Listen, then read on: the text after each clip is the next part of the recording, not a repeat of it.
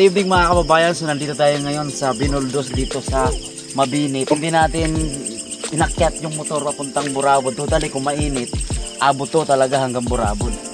Pero dahil umulan, ito nakatapak kaming lahat. At maputik talaga. Medyo ang tawag doon, hindi kakayanin ng nakamotor. So yun yung mga kasama natin. Kasama pa rin natin yung Bulao Pride, no? At gabi-gabi halos nang nakaraan galing tayo ng Manlilinap. Ngayon papunta naman tayo ng Burabod. So abangan natin yung mga kababayan. Stay tuned lang kayo dyan.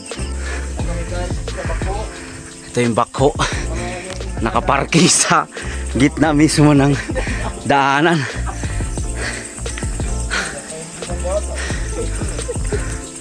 So ayan yung mga tropa natin, mga Bulao Pride. Lupit. Ayan o, nakatapak.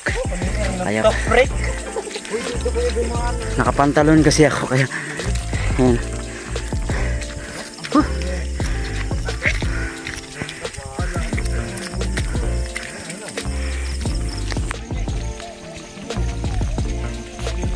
Pride. Ayan. So ito yung ating kasama lagi mga kababayan, no? So may konti lang tayong katanungan. Sir, kapag mga ganitong klaseng sitwasyon na medyo maputik at madulas yung daan, malayo ang nilalakaran papuntang Sayawan, ano yung nagsisilbi yung motivation para magpatuloy? Yung patuloy namin para malaman kung ano yung pupuntahan, yung dalaga ba o single mom. Nag-aanap pala ito ng dalaga, binata kasi.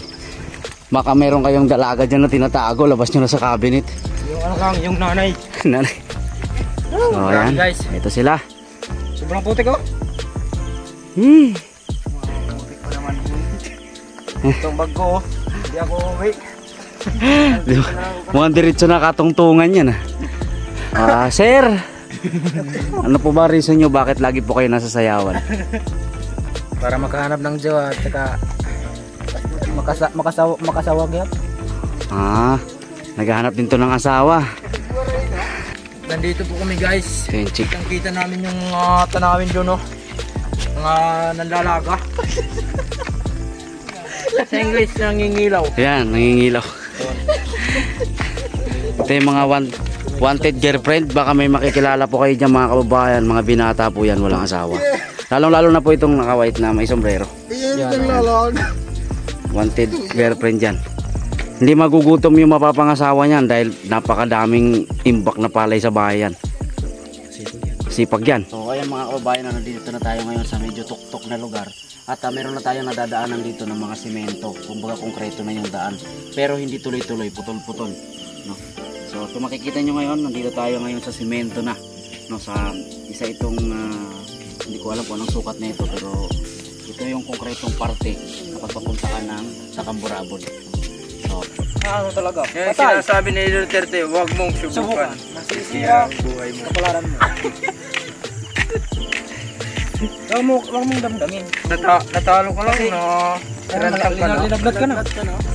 Dapat yung pera, dumadaan lang yun sa atin. In English, lumalabay. Doon! Yun. So ayun mga kababayan, nandito na tayo ngayon sa sitio Burabod. So naririnig po ngayon talagang may background music na. At maganda yung sound system na ginamit nila ngayon.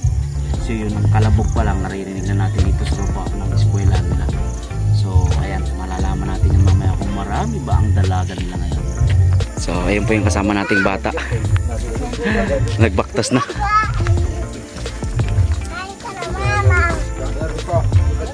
Dito pa sa ano? Mama!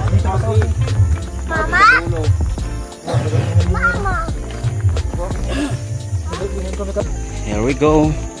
Dito tayo. Yan. Uy, may lilig, parang may daraga. Oo, sana sagot yung daraga.